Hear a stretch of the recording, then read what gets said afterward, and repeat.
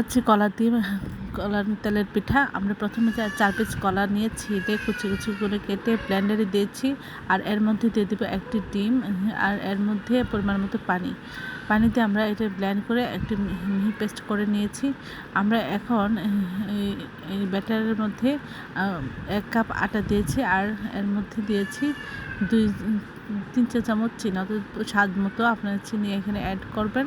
তারপরে আমরা খুব ভালো করে এটা ফেটিয়ে নেব। যতটা ভালো করে ফেটাবেন তত এটা ভালো হবে পিঠাটা। তারপর আমরা এখন তেলের মধ্যে দিয়ে দিচ্ছি। অনেক ফুলে উঠেছে, খুবই সুন্দর দেখতে লাগছে এবং খুব ফুলে উঠেছে। আশা করি আপনারা এই রেসিপিটা একবার হলেও ট্রাই করবেন। অসম্ভব মজা, নরম তুলতুলে ফুলকো এই পিঠাটা সবাই খুব পছন্দ করে। আশা করি আপনাদের বাসায় সবাই খুব পছন্দ করবে। কলার তো সবসময় পাওয়া যায়, এটা আপনারা তৈরি করে নিলে বিকালে নাস্তা এবং বাচ্চাদের টিফিনে এটা খুব সহজে তৈরি করে দিতে পারেন।